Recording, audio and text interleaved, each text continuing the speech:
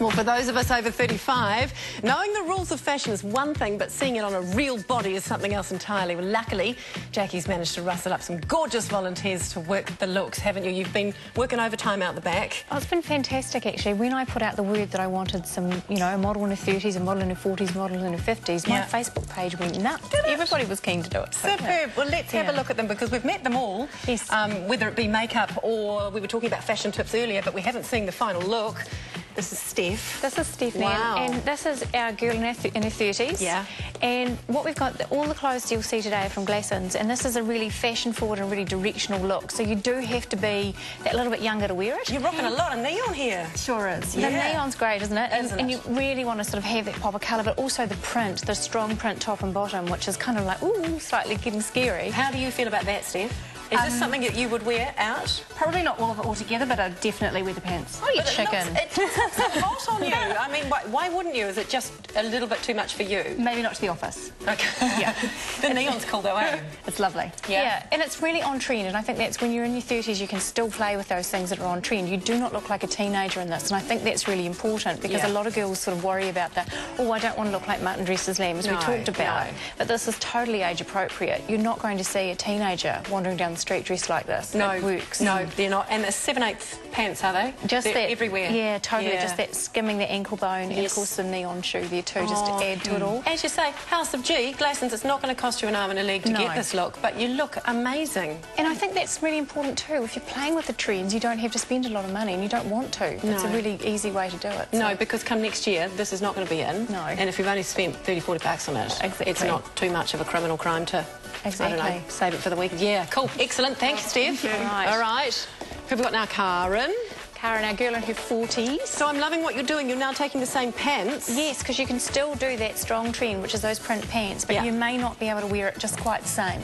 You might sort of overwhelm it. So what we've done is we've still playing with great colour, and remember I talked to you a bit earlier about colour. Yeah. So fabulous colour, simple top through, nice drawing your eye through with that great necklace, and then just taking the booty back to more of a nude booty, so it's not quite trying so hard. Do you know what I mean? Okay, cool. And when you're in your 40s, if you go too much on constant trend stuff, you look ridiculous, and that's what the key is. Take elements of it that work for you and dress that. How do you feel, Karen? I love this. Do you? I love this outfit. I don't normally wear prints. So what would you normally would you normally wear pants or skirts? No, I would wear a pants, but I always stayed away from prints, but I think Jackie convinced me to go for prints now. One of the things about print is that women need to realise is that it hides figure flaws. It hides a multitude of sins. Whereas where plain fabric, you can see where it sits on the body, so you can see the bulge at the back of your bra strap and those kind of things. You don't see that in print, and you don't need to be such a good ironer.